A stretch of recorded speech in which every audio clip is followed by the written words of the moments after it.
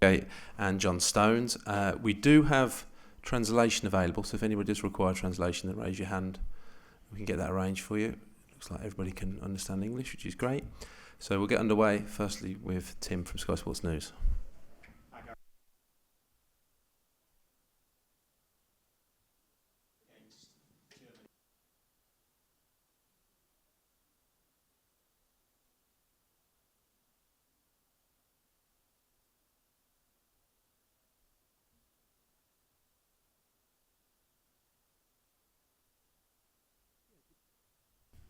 It depends, varies slightly from game to game because, well, the first thing is you're always trying to win. So whenever you pick a team and field a team, you believe it's a strong enough team to win a game of football. What we have got to do is find out about certain players. We've got to manage players at a stage of the season where some are coming back from having had injuries. Some haven't played a lot of football in that last period of the season, so to have played Saturday, Tuesday would be very challenging with the heat as well. But whenever we play, you're always trying to learn things. So whichever team you pick for a game like tomorrow, there's the performance, there's the result. We go there to win, and you're looking for what are the learnings from that experience after it, and that's how you continue the process of coaching and growing as a team. Raheem playing today and yesterday, and Tamori and Mark Gurley as well. Are they likely to be involved? And is James Justin out of this game? And will you look to rotate over the remaining games coming up? James won't be ready for tomorrow, but we're hopeful that he can be back for, if not the next game, then the one after. Mark, as far as we've assessed him to this point, because there's still things going on, he should be available for tomorrow. I think Fick, we might give a little bit longer. He's progressed really well. We probably could put him in the squad, but given it was a sort of hamstring injury, then we're going to give that a little bit longer because that would be beneficial for him. Raheem, absolutely fine here. John, you were part of the side that beat Germany at the Euros. Can we take you back to that game and just that feeling of beating Germany in a knockout game in a major championship, what it meant to you and what it meant for the development of this team, and how significant would it be to come to Munich and win? Yeah, it was. I think everyone felt the same as us as players. Incredible stage that we beat them on, home turf.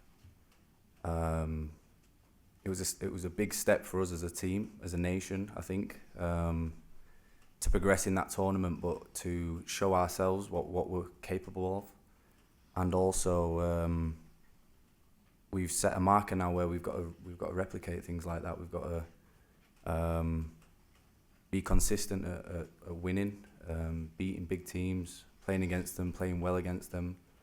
And that's the challenge for us as players now. We set the bar. Obviously, the other day was a big learning curve for us as a collective. We've had an incredible run,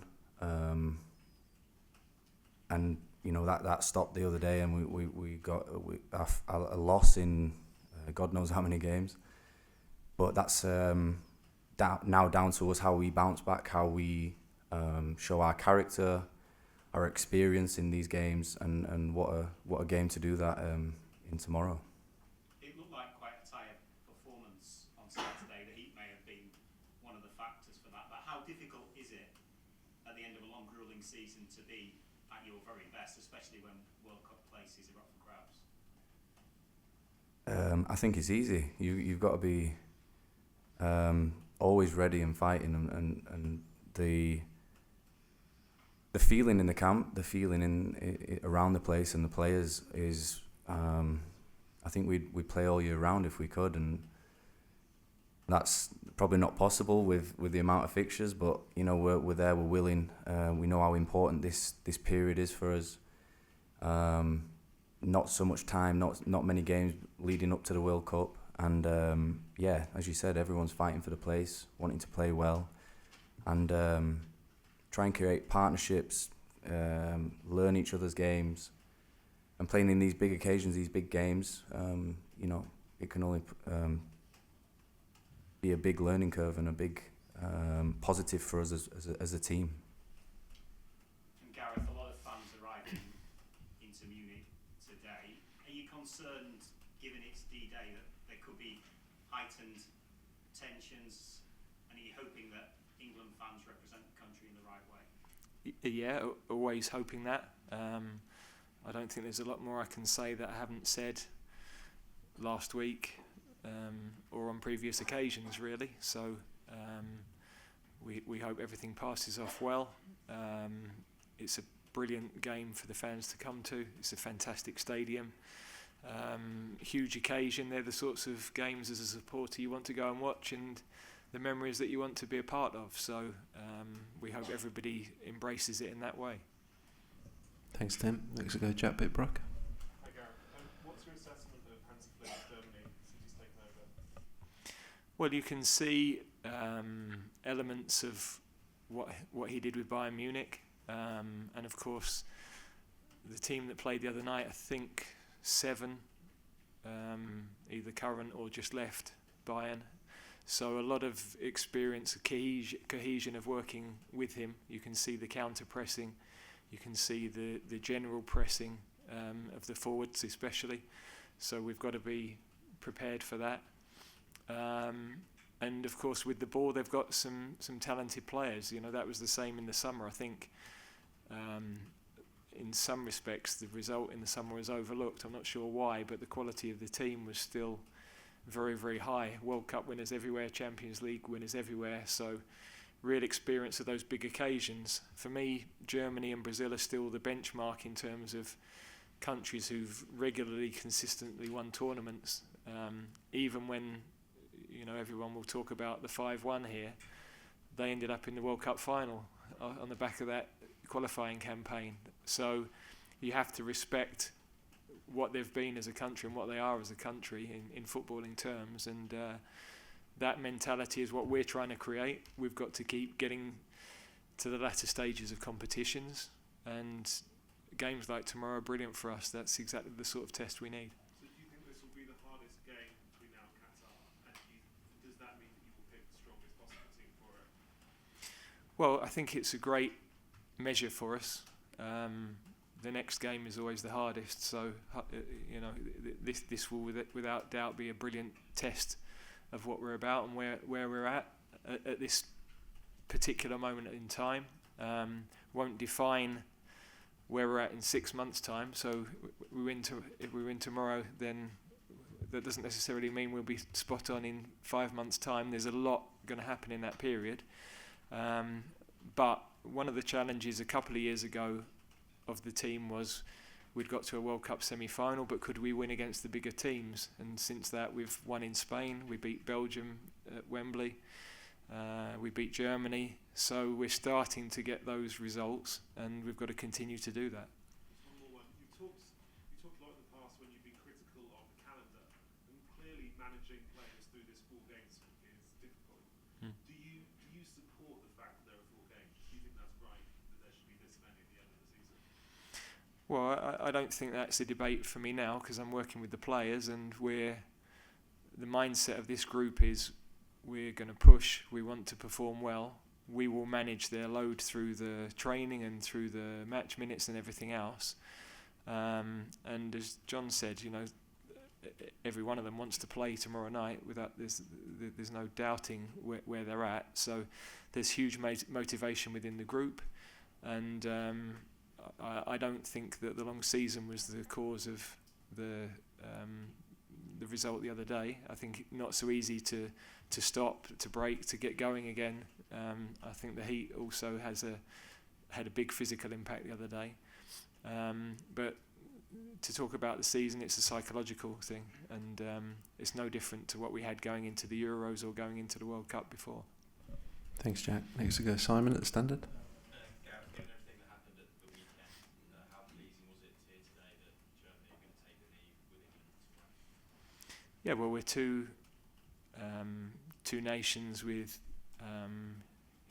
huge numbers of mixed heritage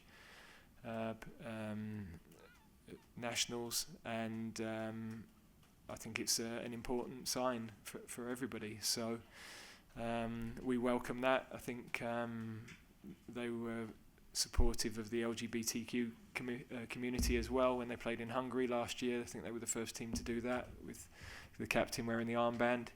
And I think we're united in our beliefs on those things. Just one for John. Your teammate Manchester City, Kevin De Bruyne, was pretty vocal about these 4 games and sort of concerns around player welfare. I just wondered, do you personally have any concerns around that and the amount of games you're being asked to play, particularly after a long season?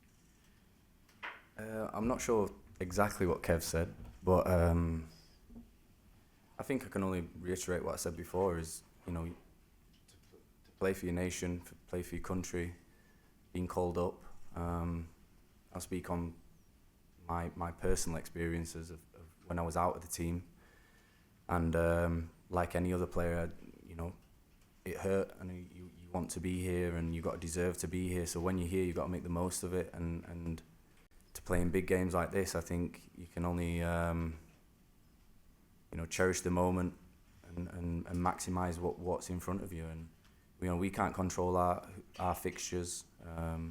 Sometimes who we're playing, when we're playing, we've got to look at the positive side and go with it and see where it takes us. And I see it as a massive learning curve and a big step in the right direction to set us up for the World Cup. Thanks, Simon. Do we have any further questions? Sorry, Jen. Phil is still being monitored back at home,